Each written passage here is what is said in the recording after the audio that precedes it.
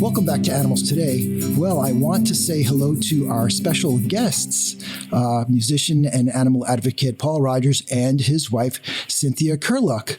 You know Paul from his work fronting Free, Bad Company, The Firm, and as a solo artist. And he has written, recorded, produced, and released 30 albums. He's sold 125 million records. You know the story. His latest CD and DVD is titled Free Spirit, filmed and recorded live at Royal Albert Hall. Welcome, Paul and Cynthia. Hello, how are you? Thanks, Peter.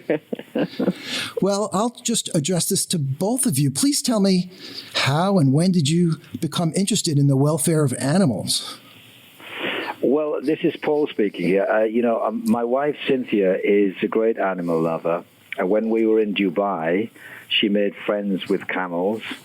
In Memphis, she rescued dogs and puppies. In Japan, it was kittens. And in Portugal, I believe it was a swallow.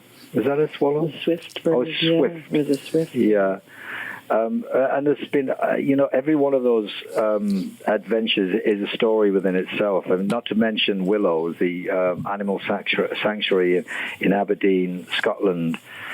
So, So we visited Aspen Wildlife Centre recently in the Muskokas. And the first animal I saw was an Arctic fox named Spirit, which, considering I've just come off my Free Spirit North American tour with Jeff Beck and Ann Wilson and Deborah Bonham, was very Kismetic. Is there such a word? Yes. Kismetic. And it was quite amazing. So I think that, perhaps the angels are watching over us. I think, too, Peter, I know both Paul and I grew up, with animals in our homes.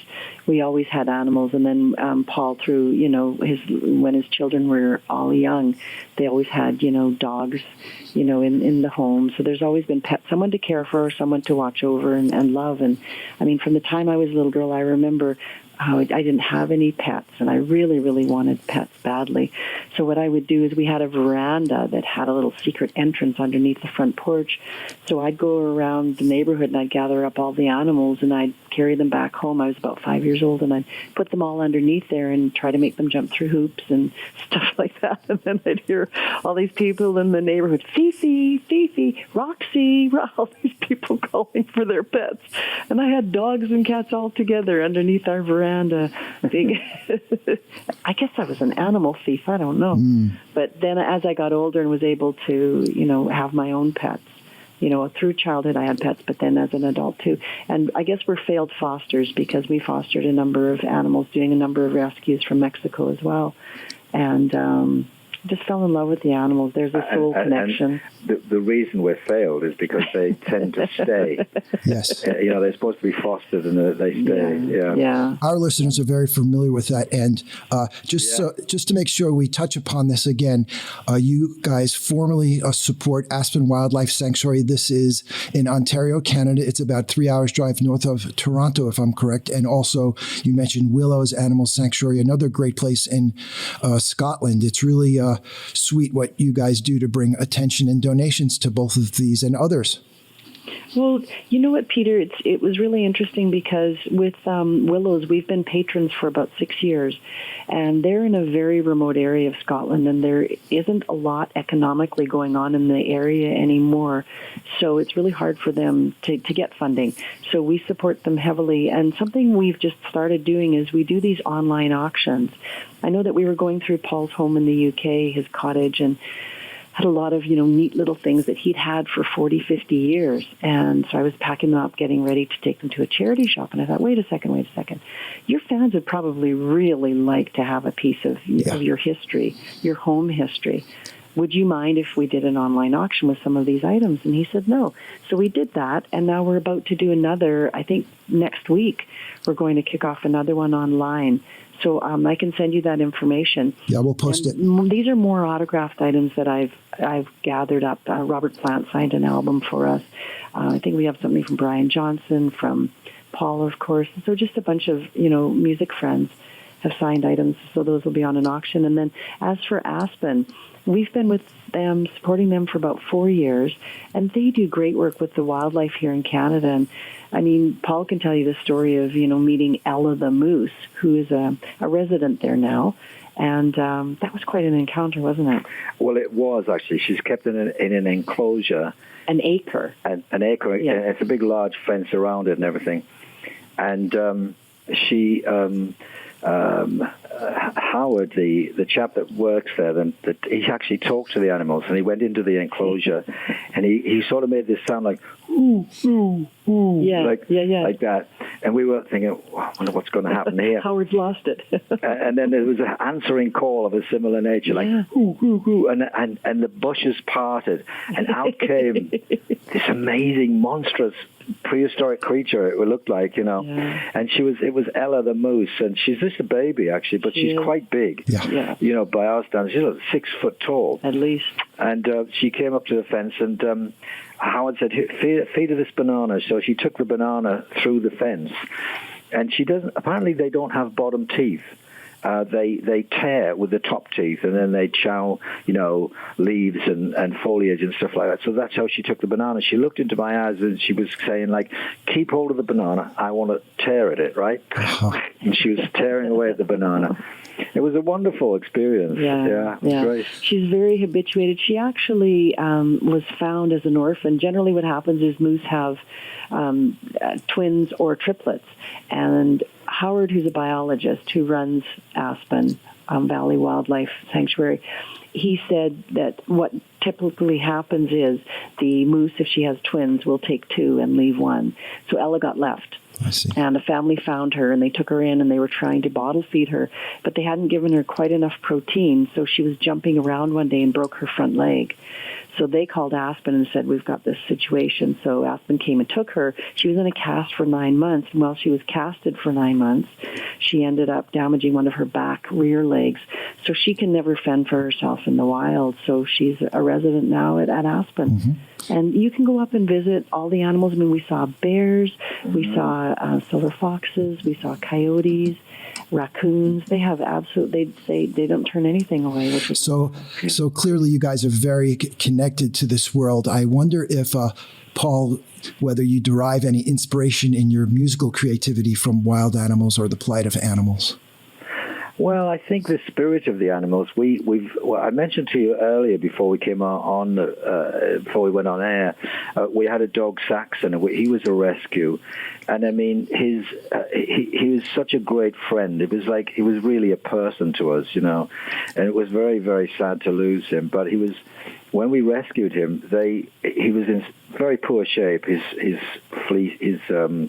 His coat really was all scratched and he'd irritated. Had surgery to remove those lumps. Yeah, and nobody wanted him basically. Yeah, he looked a mess.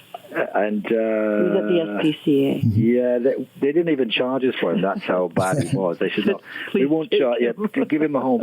And they said he'll probably last a year. A year. Something. Well, he was with us for 6 years. 7 years. A total of 14. He was a Doberman, 95-pound Doberman, and he lived till 14. I know, he was he was so intelligent. Yeah. And you get a lot of inspiration from his love of, his joy was to go for a walk, I mean, he'd look you in the eye and he'd a little sparkle in his eye, let's go, and that's an inspiration for anybody. Definitely. Mm-hmm. Do you find any similarities working closely with animals and what you get on stage or as a professional musician? Is there anything else that these endeavors share for you? I mean, it's all about energy when you're on stage. I mean, it's all about energy. It's all about show. It's all about communication.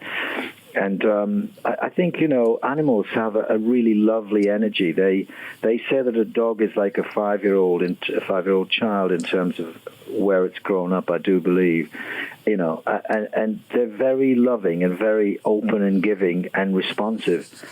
I mean, in that sense, in the sense of energy, and I keep saying spirit, but again, it comes back to that. The spirit of the animal really is an inspiration for anything you might do, I think. And I'll just throw this out to both of you, Cynthia and Paul. Are you optimistic or more pessimistic about the future, what the future holds for animals in the wild. You know, some of us in the fields were really down and we're ruining the earth, and others are like, oh, technology and everything we're going to be in a better place soon. You guys ever talk about that kind of stuff? I do think about it a lot, and and when you look around, it's very easy to get depressed because some of the things that are done to animals. I know that we hunt animals and we eat animals, and we've done this. Mankind has done this since time began, basically, and it's part of our nature. But I don't see any reason why we have to be cruel to them. Actually, I don't like cruelty. I really dislike cruelty altogether because it's just unnecessary, and that's my big bugbear.